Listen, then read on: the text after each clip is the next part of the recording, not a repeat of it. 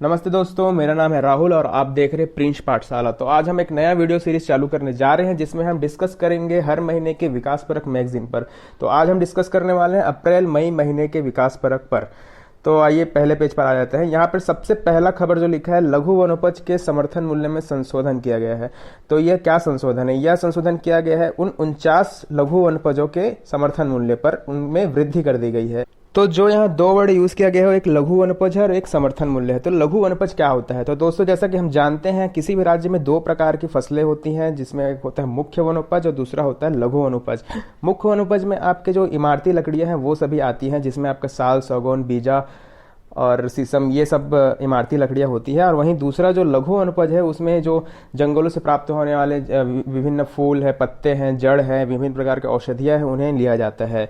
तो यहाँ जो क्वेश्चन आने वाला है वो यह है कि कुल कितने लघु वनोपजों के मूल्य में वृद्धि की गई है। तो इसका आंसर होगा 49। और दूसरा जो प्रश्न है वह रहेगा कि यह किस संस्थान द्वारा यह जारी किया जाता है। तो यहाँ पे जैसे लिखा हुआ है, भारत सरकार के जनजातीय कार्य मंत्रालय के तहत गठित मूल्य निर्धारण सेल द्वारा प्रत्येक 3 वर्ष में एक बार संशोधित किया जाता है। अगला है न्यूनतम समर्थन मूल्य। तो न्यूनतम समर्थन मूल्य वह न्यूनतम मूल्य है जिस पर सरकार किसानों से उनका फसल खरीदती है। तो आखिर इसकी जरूरत क्या है? इसका जरूरत इसलिए है ताकि किसानों को उनके फसलों का उचित मूल्य, उचित दाम उन्हें मिल सके।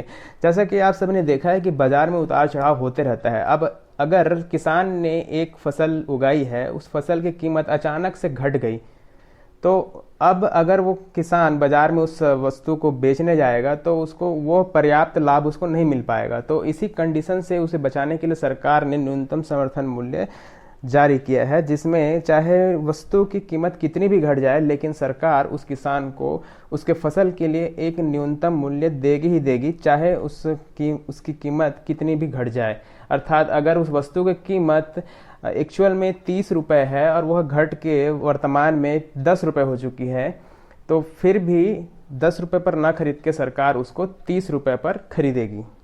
तो अगला खबर जो है इसी संबंधित है, वो है छत्तीसगढ़ में वनोपज की सर्वाधिक खरीदी। इस खबर में यहाँ ये बताया जा रहा है कि जो छत्तीसगढ़ राज्य है, उसने पूरे देश में सबसे ज़्यादा लघु वनोपज की खरीदी की है, सबसे ज़्यादा मूल्य के लघु वनोपजों की खरीदी की है। तो ये जो आंकड़े हैं वो किसके द्वारा जारी किए जाते हैं? तो ये आंकड़े जो है ट्राइफेड द्वारा जारी किए जाते हैं। ट्राइफेड का फुल फॉर्म क्या है? The tribal cooperative marketing development federation of India. तो अब सवाल उठता है कि कितने रुपयों का जो है लघु वनोपज खरीदा गया है। तो यहाँ पर आंकड़ा दिया गया है 18 करोड़ 63 लाख रुपए का खरीदी किया गया है। और इसके साथ ही इस खंड से दूसरा सवाल जो उठता है कि अब ऐसे कौन कौन से राज्य हैं जहां लघु वनोपजों का खरीदी समर्थन मूल्य पर किया जाता है। तो छत्तीसगढ़ के अलावा ऐसे 2 राज्य हैं, जो कि है झारखंड और उड़ीसा, जहां की इस प्रकार की खरीदी की जाती है। तो इन तीनों राज्यों में जो अव्वल रहा है वो हमारा है छत्तीसगढ़ राज्य। अगले खबर पर आते हैं। तो यहाँ संपादकीय पृष्ठ में लिखा है जनजातीय पृथ्वी दिवस खद्दी परब। तो खद्दी परब है क्या? खद्दी परब तो हम पहली बार सुन रहे हैं, लेकिन मैं बताना चाहता हूँ कि हम इससे पहले भी परिचित हैं। और यह है सरहुल त्योहार, जो कि उरांव जनजाति द्वारा मनाया जाता है। ये पीएससी का बहुत फेवरेट क्वेश्चन रहा है। तो खद्दी परब की तुलना यहाँ पर पृथ्वी दिवस से किया जा रहा है। क्यों किया जा रहा है? क्योंकि पृथ्वी दिवस और खद्दी परब दोनों सामान्यतः अप्रैल के महीने में ही आते हैं, और दोनों ही पर्वों का जो संबंध है वो कि प्रकृति से रहा है। तो हम जो खद्दी परब, जिसे हम सरहुल त्योहार के नाम से जानते हैं, यह चैत्र पूर्णिमा के दिन मनाया जाता है। और इस दिन हम भरपूर उत्पादन की कामना के साथ हर बार प्रतीकात्मक रूप से सूर्य आकाश के साथ धरती का विवाह संपन्न कराया जाता है। मतलब जो आकाश और सूर्य है, मतलब हम आकाश का विवाह धरती के साथ कराते हैं इस त्योहार के दिन। अगले खबर पर आते हैं। तो अब हम समसामयिक मुद्दों पर चर्चा करने वाले हैं, जो कि पूर्णतः छत्तीसगढ़ पर फोकस्ड रहेगा। तो यहाँ जो सबसे पहला खबर है वो है राज्यसभा के लिए निर्वाचित हुए फूलो देवी नेताम और KTS तुलसी। तो जैसा कि आप सभी जानते हैं, हमारे छत्तीसगढ़ से राज्यसभा के लिए 5 मेंबर चुने जाते हैं। तो वो जो मेंबर हैं वो है छाया वर्मा, सरोज पांडे, रामविचार नेताम, रणविजय सिंह जूदेव और मोतीलाल वोरा जी।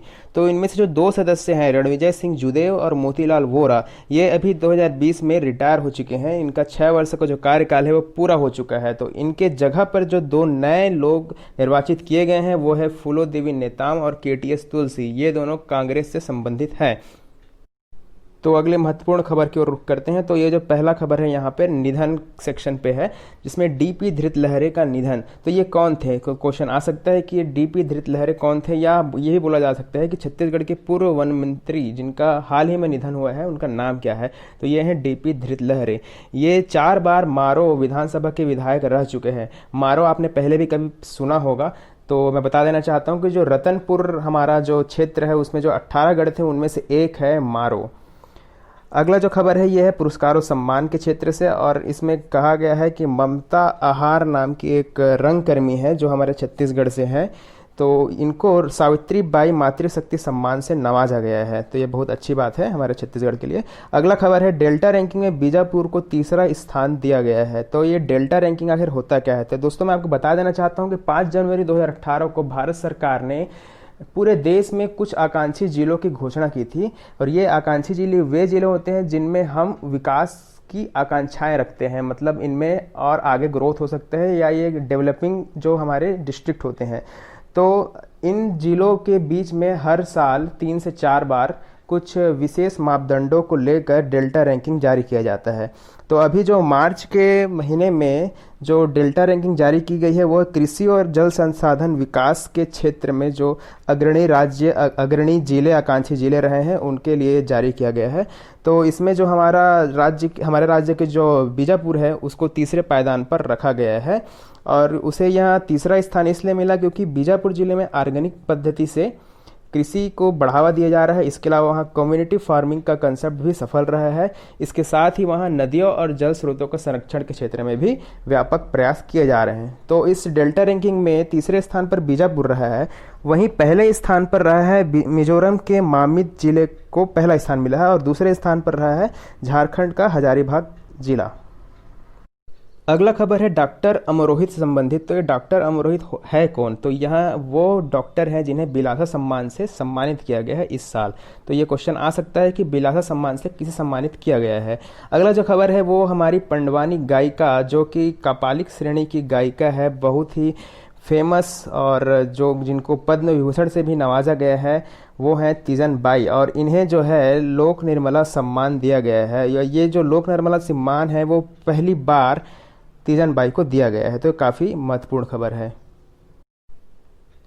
अगला खबर है नानाजी देशमुख राष्ट्रीय गौरव ग्राम सभा पुरस्कार 2020। तो ये जो पुरस्कार है हमारे छत्तीसगढ़ राज्य के रायपुर जिले के आरंग विकास खंड के ग्राम बनचरौदा को दिया गया है, और ये किसके द्वारा दिया गया है? तो भारत सरकार के पंचायत राज मंत्रालय द्वारा।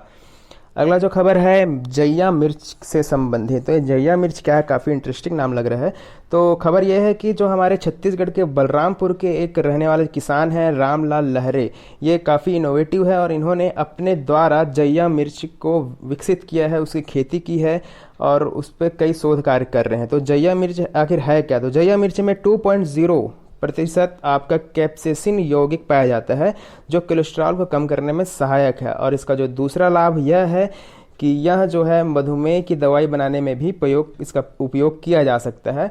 और तीसरा सबसे महत्वपूर्ण लाभ है कि अगर हम एक बार इस मिर्च को फसल ले ले तो एक पेड़ से हम 10 साल तक फल ले सकते हैं, मतलब वो एक बार खाओ 10 साल। अगला जो खबर है वो है महुआ से हर्बल सैनिटाइजर बनाने वाला देश का पहला जिला जसपुर बन गया है। तो जैसा कि आप सभी जानते हैं कोरोना महामारी के दौर में सैनिटाइजर का बहुत मांग बढ़ चुका है। तो हमारे छत्तीसगढ़ के एक इनोवेटिव वैज्ञानिक समर्थ जैन, ये नाम आपको याद रखना पड़ेगा, तो वैज्ञानिक समर्थ जैन ने एक ऐसा सैनिटाइजर विकसित किया है जो कि महुआ से बना हुआ है, और जो इस महुआ से बने सैनिटाइजर का जो उपयोग है वो जसपुर प्रशासन पूरे जसपुर के हर घर पे सैनिटाइजर बांटने के लिए इसका उपयोग करने जा रहा है। योजना खंड में आते हैं। तो जैसे कि आप सभी जानते हैं कि हमारे छत्तीसगढ़ सरकार द्वारा एक नवीन औद्योगिक नीति 2019 से 2024 तक के लिए जारी की गई है। तो अगला खबर इसी से संबंधित है, जिसमें कहा गया है कि सरगुजा में निजी कंपनी करेगी निवेश। तो हमारे सरगुजा जिले में एक ग्राम चिरंगा है, तो वहाँ एल्यूमिना हाइड्रेट का जो प्लांट स्थापित होने जा रहा है, और यह प्लांट स्थापित करने वाली कंपनी है माँ Kudargarhi alumina private limited. Aluminium hydrate का उपयोग एल्यूमिनियम उत्पादों के निर्माण में किया जाता है, और इस जो कंपनी है इसके द्वारा यहाँ के 700 स्थानीय लोगों को रोजगार उपलब्ध कराया जाएगा, और जो बॉक्साइट इनको मिल रही है वो मिलेगा मैनपाट क्षेत्र से। अगला जो खबर है कि हमारे प्रदेश में पहला साइबर थाना स्थापित किया गया है और वो है पुलिस हेडक्वार्टर रायपुर में। पहले जो साइबर मामले होते थे उनका जांच एक साइबर सेल द्वारा किया जाता था और उन वो जो है अपना रिपोर्ट संबंधित थाने को देते थी। इसमें समस्या यह थी कि इसमें इस प्रक्रिया में काफ़ी देरी लगती थी। इसके अलावा जो मैक्सिमम अपराध होते थे वो सभी दूसरे शहरों या देशों से संबंधित होते थे, तो ऐसे में एक अनावश्यक देरी का सामना करना पड़ता था। अतः अब से जो है हर पुलिस हेडक्वार्टर, हर पुलिस रेंज में एक साइबर थाना स्थापित किया जाएगा। अगला खबर है गुढ़ियारी बना प्रदेश का पहला कैशलेस और पेपरलेस स्वास्थ्य केंद्र। अर्थात अब जो मरीज हैं उन्हें पेपरलेस और कैशलेस सुविधा मिलेगी, जिसमें उनकी जो जानकारी है वो एक डिजिटल प्लेटफॉर्म पर रिकॉर्ड करके रखा जाएगा, जिससे आगे आने वाले भविष्य पे जब भी वो मरीज आएगा अपना इलाज कराने के लिए तो वो सिर्फ अपना नाम बताएगा और उसका पूरा रिकॉर्ड सामने कंप्यूटर पर दिख जाएगा। कृषि वन खनिज खंड पे आते हैं तो यहाँ हम वन भैंसे की एक सुंदर सी तस्वीर देख पा रहे हैं, जो कि हमारे राज्य की राजकीय पशु है और इसका वैज्ञानिक नाम है बुबैलस बुबालिस। तो खबर यह है कि हमारे राज्य में दो वन भैंसों को लाया गया है। कहाँ से? मानस नेशनल पार्क से लाया गया है, जो कि असम में स्थित है। तो जैसा कि आप सभी जानते हैं कि हमारे छत्तीसगढ़ में जो वन भैंसों की संख्या है वो लगातार घट रही है। जब इसे राजकीय पशु घोषित किया गया था तब इनकी संख्या 80 थी, लेकिन अब यह घटकर 10 हो चुकी है। अगला खबर हमारे कोरबा जिले से है, जहां एक ऐसा औषधि गुणों वाला पौधा मिला है जो कि लीवर को मजबूती देने वाला पौधा है और यह जो है कोरबा के केसला के जंगलों से खोजा गया है। और मैं बता देना चाहता हूं कि इससे पहले जो ये पौधा था सिर्फ पंचमढ़ी के बायोस्फीयर रिजर्व और हिमालय में पाया जाता था, लेकिन अब यह जो है कोरबा में भी मिल रहा है। और इस पौधे का नाम है लाइकोपीडियम सरना, जो कि परीक्षा के दृष्टिकोण से बहुत ही महत्वपूर्ण है। लाइकोपोडियम सरना। अगला जो खबर है वो शिक्षा के क्षेत्र से जुड़ा हुआ है और यह खबर है घर बैठे पढ़ाई के लिए ऑनलाइन पोर्टल पढ़ई तुहर द्वार का किया गया शुभारंभ। तो एक ऑनलाइन पोर्टल है पढ़ई तुहर द्वार की योजना के नाम से शुभारंभ किया गया है और उस ऑनलाइन पोर्टल का जो एड्रेस है वो है cgschool.in।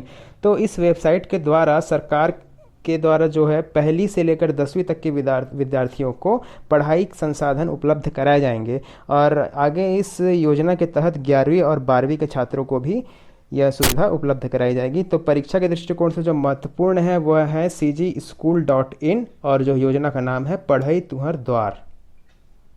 अगला जो खबर है हमारे खेल क्षेत्र से है। भारत सरकार द्वारा वन स्टेट वन गेम नीति का शुभारंभ किया गया है। इसके तहत हर राज्य को एक खेल चुनने का मौका मिलेगा और उस खेल का जो विकास है उसका कार्य जो है भारत सरकार द्वारा किया जाएगा।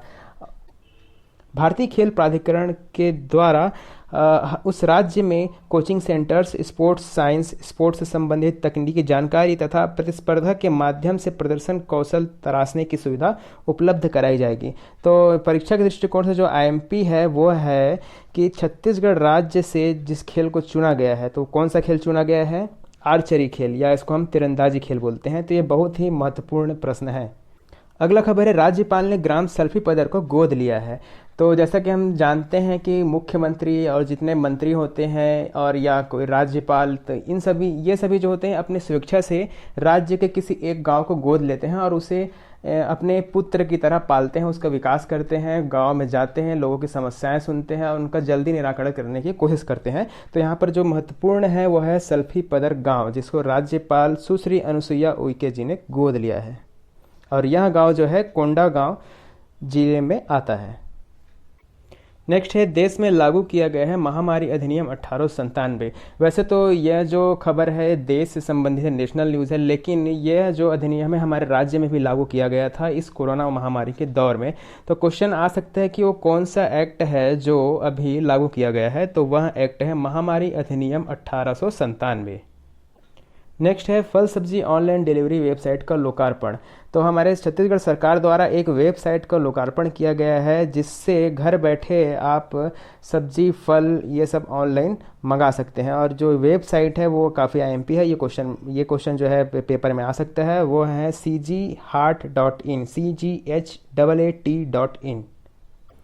नेक्स्ट खबर है कि देश के विद्युत गृहों में छत्तीसगढ़ पावर कंपनी को मिला तीसरा स्थान। तो हमारे देश में जो जितने भी विद्युत कंपनियां हैं उनके बीच एक रैंकिंग प्रणाली विकसित की गई है, जिसमें प्लांट लोड फैक्टर के आधार पर हम उनका स्थान सुनिश्चित करते हैं।